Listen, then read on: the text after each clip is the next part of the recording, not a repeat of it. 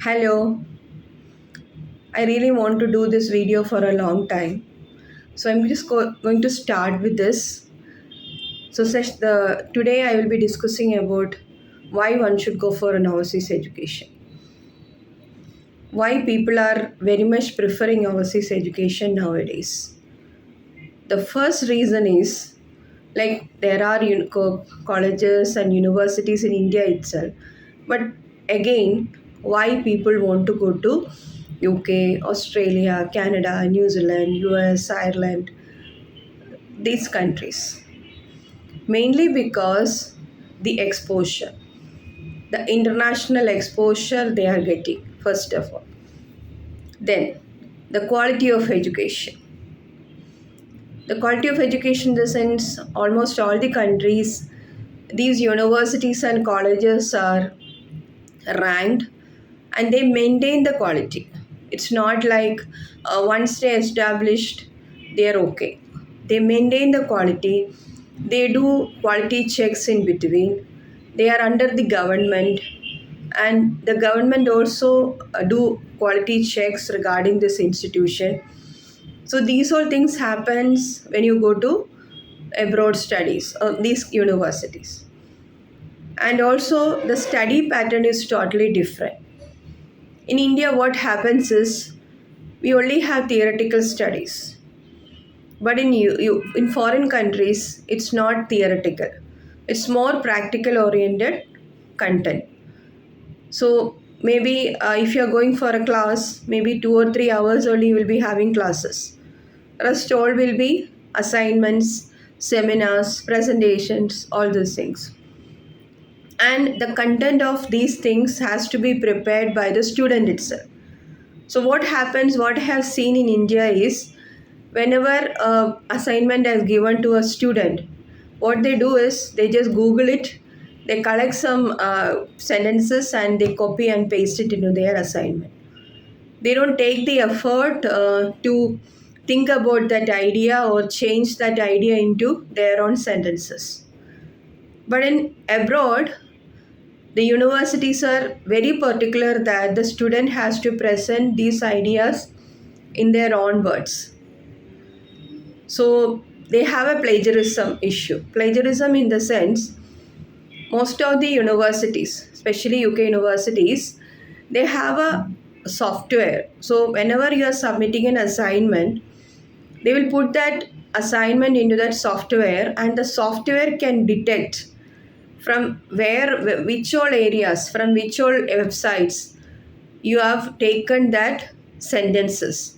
You can take the idea, but not the sentences exactly. So I have a student long back, I think almost 8 years back. One of my student, she had submitted a assignment, and the next assignment she had taken some of the sentences from the previous assignment. So what happened is, finally she had to convince the director about that this is her own work, it's not copied from anywhere else.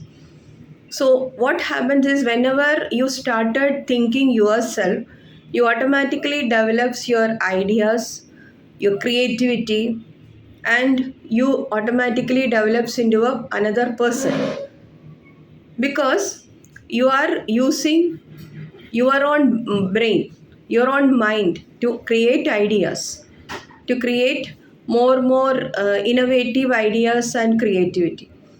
So this will make you another person. I have in this industry for a long time. So what I find is, a student who is just an introvert or not able to speak properly or not able to communicate in a group, when they go to another country, when they start studying there, when they start doing their own abroad studies, there is a drastic change in them. And I've seen this especially on bachelor students, and also master students are also there, but it is more reflecting in the bachelor students. So what I feel is, abroad studies will make you another person. So that is there is a possibility of money making, But the thing is that money making is a second part. The major important thing about overseas education is the exposure you are getting, the way the study modules, or the way you do the presentation, seminars, everything. So, and next is definitely there is a huge money making process is also there. But for a genuine student, money making is the second aspect only, because you are allowed to do 20 hours free part-time job, so that way you can cover your living expenses. Almost every country has given that legal rights to the students, international students, do part-time job, but that is just to cover your living expenses. So what we have seen very recently, we are hearing lots of news regarding this. People are doing different type of work, so they are not able to cope up with their studies. They are coming back, they are not able to complete the course. It's only because they are doing the more than the required hours or given hours, because there are lots of people who give cash in hand. So whenever the student get into a country, and when they start getting money, so what happens is they will feel that they will start thinking of making more money. They will forget the main part, that is the study part. So that is the case. Finally, what they have to withdraw their course, or they couldn't complete the course within the span of period, then they have to come back. So those students who are very much concentrating on their studies, they do limited number hours for part-time job just to cover their living expenses. They are able to succeed. I have students who have gone to UK. There was just 4 months stay back and get into work visa. It's only because the day one, when they enter into UK, they started doing their own search, how to get a job, what are the companies available there, and how to attend a UK interview, and how to prepare a resume, how to do a group discussion. So every university has got a strong career guidance cell. So these career guidance cell, they will support you with all these type of workshops. So whenever a student is getting into a country, they have to register in the career guidance cell. It's not like a money making. They may be getting in UK, they will be getting only 1 year masters. So during that 1 year, they have to make use of all the opportunities. Otherwise, they have to come back. If they are not able to complete the course successfully within the span of their visa, they won't be able to apply for their post-study work rights. Every country is giving post-study work rights. UK is giving 1 year masters and 2 years of stay back. So minimum pay will be around 8 to 10 pounds. So you can calculate according to that. So 20 hours per week they can do part-time job. So minimum 15,000 to 20,000 Indian rupees they can earn in a week. So in a month they can earn up to 50,000 to 60,000, and according to their lifestyle they can manage with their expenses. Okay, and during the stay back period they are allowed to do 40 hours per week. So 40 hours means that will be like 8 to 10 pounds into 40 hours. So their minimum salary will be around 1 to 1.5 lakhs. That's a minimum salary. You can check the facts also. So even if they have taken an education loan, they can start repaying when they start getting into a stay back option.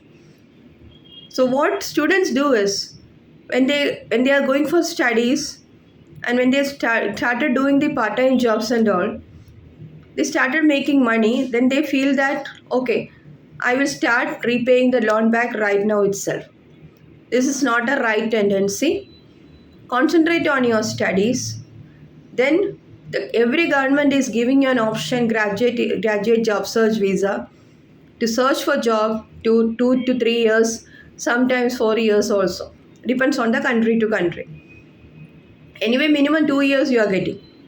So that 2 years you have a great opportunity to search for job and get settled or get into a work visa. So, and also one more thing, I'm just comparing the Indian education and Aussie's education to summarize. For example, if you are going for an MBA, after your bachelor's, if you are going for an MBA, the minimum expense comes around, including fees, accommodation, everything, in a normal university, normal college, not like IIMs or something, a normal college for a normal student. The fees will be around 8 to 10 lakhs altogether. And same like if you are going to UK, the 1 year masters will be around 8 to 10 lakhs or maybe 10 to 12 lakhs. There are universities which offers automatic scholarships for the students also. And same case, this student, one who is studying in India and one who is studying in UK, both are taking education loan of around 10 lakhs or 12 lakhs. And just give me an answer, like after doing the MBA in India, what will be the highest salary a management trainee can get into? 30 to 50,000 in a multinational company, or more than that, maybe. And suppose a student is coming out from a UK university and they are getting a job, the bare minimum pay will be around 1 to 1.5 lakhs in a month. Okay? So, even if they are getting 1.5 lakhs, 50,000, maybe 75,000 they are spending for their expenses, or they want to send it to their parents, or they can do that. They can easily save 75,000 in a month for paying the loan which they have taken to study in UK. But when I comparing this with the Indian job or the salary, I'm not talking about the big companies, a normal multinational company only, a management trainee's salary. So after meeting all the expenses, everything, how much he can save? 10,000, 15,000? Depends. Okay. So if I calculate a 12 lakhs amount and the student who is in UK saving 75,000 in a month, and that person is getting a 24 months of stay back, will he be able to repay at least 75 to 80% of his loan during his stay back period?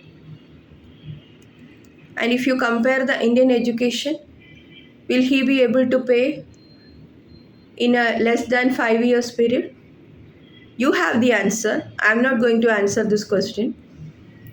Think about this. So this is one of the major reason people consider overseas education. Okay? And another thing is, very recently, everyone says that UK has got only 1 year masters. And how this will be accepted in India.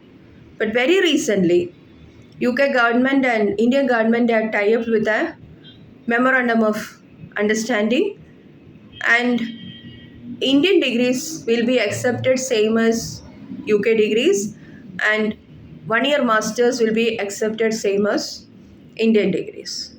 Very recently they have signed an MOU, which the discussion was going on for a long time. So these are all positive things. So whenever you hear some news about UK, don't think that like everything is going to an end. Nothing like that. If you are a genuine student, there are lots of opportunities for it. Okay? So the next session I will be discussing about the different universities and also the visa part. So there will be one or two parts also for this.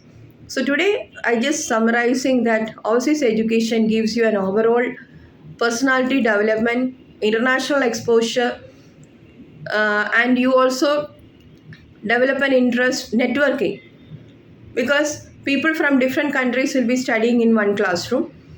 So you will be starting your network towards other countries also. Because I have seen people who who were classmates and started business in other countries, started networking. So it's an overall development. Even if you come back to India, because as per the studies says, India will economy will be the increasing to another level in the coming years. So even if you come back to India with a degree or an overseas education degree, you will be getting a job into a higher position, which you can think from India, you can climb within a 5 years or 10 years period. Just because of that international degree, you can climb up to that ladder very fast. Okay, thank you so much for your listening.